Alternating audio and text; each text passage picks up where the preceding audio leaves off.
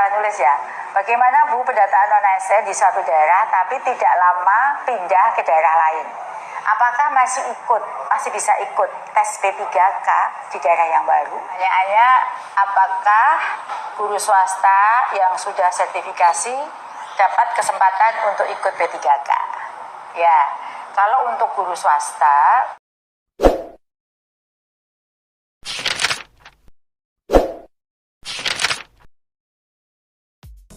terima kasih pada Bapak Ibu guru yang menemani saya di Ngabuburit sore hari ini sambil menunggu waktu buka puasa. Makin terasa lebih cepat jika kita mengobrol hal yang produktif ya, termasuk yang sekarang sedang kita bahas adalah seleksi ASN P3K. Bapak Ibu yang saya banggakan semuanya, untuk tahun ini sampai dengan batas waktu pengusulan formasi tanggal 31 Januari yang lalu nih kabarnya, saya sampaikan bahwa dari perhitungan kami 419.000, baru 170.649 formasi guru yang terdiri dari 150.031 P3K dan 20.618 formasi untuk CPNS yang sudah masuk ke database-nya Menpan. Sehingga dari seluruh kebutuhan guru ASN P3K tahun 2024 yang kami usulkan 419.146 formasi, masih terdapat kekurangan cukup besar hingga 248.497 formasi. Sementara itu terdapat kebutuhan juga selain itu formasi kebutuhan pendik yang sudah kami usulkan 82.717. Kemarin kami terus mengupayakan untuk penambahan formasi ini, tetapi upaya yang tadi saya sampaikan di awal dengan raker mengundang rakor-rakor itu tidak bisa menambah maksimal di angka 419.000. Saya terus berdoakan yang terbaik untuk Bapak Ibu guru di luar sana, semoga yang mengikuti seleksi segera diloloskan, dan tentunya harus bekerja keras juga ya Bapak Ibu, karena tidak ada sesuatu yang mudah. Saya sebelum menjawab pertanyaan, saya juga menyapa Bapak Ibu yang sudah bergabung.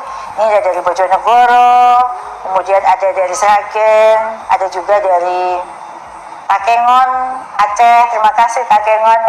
Takengon itu kopinya enak banget loh, sangat spesial. Kalau sudah ngomongin Takengon, saya langsung imajinasi saya terbawa soal kopi. Padahal ini masih lama buka puasanya ya, masih belum boleh. Juga kepada saudara-saudara saya lagi yang sedang bergabung dari daerah-daerah lain yang sudah menuliskan di sini, Tulungagung, kemudian juga dari Surabaya. Terima kasih Bapak Ibu semuanya. Baik, ini ada pertanyaan lagi nih yang sudah termasuk dalam catatan saya dari Bapak Rahim RHM. Apa kabar Pak Rahim MHM? Assalamualaikum Bu. Waalaikumsalam Pak, semoga Bapak sehat selalu ya. Saya ingin tanya Bu, apakah P3K guru daerah apakah bisa mengajukan mutasi dengan cepat seperti P3K provinsi yang sebagian sudah direlokasi ke domisili masing-masing? Ya, jadi Bapak Ibu, untuk relokasi itu kewenangannya ada di Pemda. Jadi sebenarnya mengangkat, memindah itu ada di Pemda. Tapi untuk direlokasi harus mengajukan surat. Nanti kami akan memberikan rekomendasi bahwa daerah yang dituju tidak bisa harus kembali ke domisili masing-masing. Kalau ke domisilinya itu ternyata nggak butuh guru gitu ya, maka dari PKN atau PAN RB tetap akan harus ada yang namanya rekomendasi dari Kemendikbudristek bahwa boleh rekomendasi ke satu tempat tertentu, gitu ya. Begitu Bapak Ibu, tetap semangat ya. Sebenarnya sih saya sangat berharap ya relokasi tidak dilakukan secara besar-besaran, karena kita sedang meredistribusi guru, sehingga guru yang menumpuk di kota-kota bisa kita ratakan di sekolah-sekolah yang masih membutuhkan guru. Nah Bapak Ibu, ini masih bulan Ramadan ya. Kalau di sini sekarang pukul masih lama ya buka puasanya, baru pukul 16.17, masih lama ya, tapi kok sudah kering ya. Kalau di sini buka puasa sekitar pukul 17.36, 37, jadi masih 1 jam lebih lagi untuk mendekati buka puasa. Biasanya kalau Ramadan seperti ini, apa sih takjil favorit Bapak Ibu? Yang manis-manis atau yang asin, atau mungkin yang pedas-pedas seperti saya. Kalau saya paling suka buka pertama itu kopi sama takjilnya yang pakai cabai, itu baru sesuatu sekali ya. Jadi harus tetap ngopi, itu tidak boleh lupa. Meskipun perut kosong seharian, tapi Allah memberikan kelebihan pada saya, perut kosong minum kopi tidak sakit gitu ya. Semoga Bapak Ibu juga sudah bersiap-siap dengan takjil di mejanya masing-masing ya. Amin. Bapak Ibu, ini ada pertanyaan lagi nih dari Ibu Mei Wahyu Purwani. Apa kabar Ibu Mei Wahyu Purwani, itu dari mana nih? Ya, ya, semoga Ibu sehat selalu ya.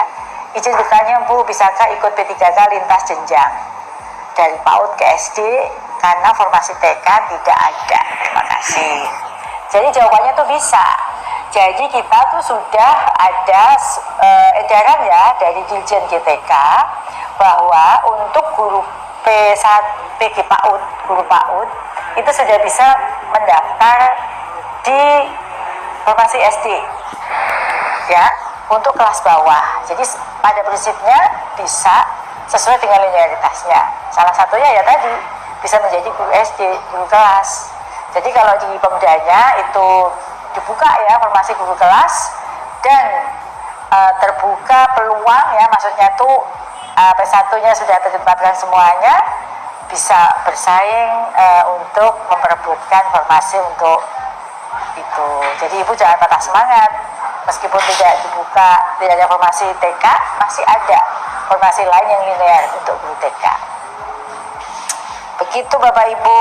Ini ada lagi yang baru bergabung tidak? Di sini boleh dong menulis jika memang baru bergabung. Semangat ya Bapak Ibu. Ini ada pertanyaan lagi nih. Dari Pak Fajar Soniawan, SKP 3K Prof takjil terbaik, amin. Amin juga. Harapan saya juga sama nih. Kalau Bapak Ibu bahagia, tentu itu sesuatu buat saya. Perjuangan yang sudah kita lakukan sejak tahun 2020 dan tidak pernah berhenti sampai sekarang. Jadi jangan pernah berpikir kita berhenti berjuang. Segala cara kita lakukan ya. Dan tujuan akhirnya adalah semua guru mendapatkan status P3K bagi guru honor. Ini ada pertanyaan lagi nih dari Ibu Khotijah. Nama yang sangat indah, Ibu Khotijah. Assalamualaikum Bu Khotijah, semoga Ibu sehat selalu dan bahagia bersama keluarga. Pertanyaannya begini, izin bertanya Bu Nunu, apakah fresh graduate sarjana pendidikan bisa mendaftar PNS atau P3K? Ya, jadi kalau untuk PNS yang lain, fresh graduate yang lain, kalau sarjana pendidikan mau ngelamar di jabatan yang lain mungkin bisa. Tetapi kalau fresh graduate sarjana pendidikan mau melamar jadi guru, tentunya harus melalui PPQ Prajabatan. Jadi kami kan sekarang sedang menyiapkan PPQ Prajabatan untuk menggantikan guru-guru pensiun. Dan hanya SPD plus PPQ Prajabatan yang bisa jadi guru. Tapi kalau mau daftar di formasi lain, itu kebijakan masing-masing CF ya, itu mungkin di luar kewenangan dari Kemendikbudristek. Gitu ya Bu. Ini ada pertanyaan lagi nih, saya ngebut aja nih karena nggak ada acara ngopi, masih puasa, saya langsung jawab semua pertanyaan yang masuk. Ini pertanyaan dari Ibu Ayu Natsua 028. Apa kabar Bu Ayu Natsua? Semangat terus ya Bu, sama dengan saya yang terus bersemangat memperjuangkan Bapak Ibu guru ya, tanpa kenal lelah. Pertanyaannya adalah bagaimana Bu pendataan non-ASN di suatu daerah, tapi NTK lama pindah ke daerah lain, apakah masih bisa ikut tes P3K? Bapak Ibu salah nulis ya. Bagaimana Bu pendataan non-ASN di suatu daerah tapi tidak lama pindah ke daerah lain, apakah masih bisa ikut tes P3K di daerah yang baru? Ya, jawabannya sepanjang masih terdata pada data non-ASN, calon P3K masih bisa mendaftar dimanapun Bapak Ibu berada. Itu loh keistimewaannya.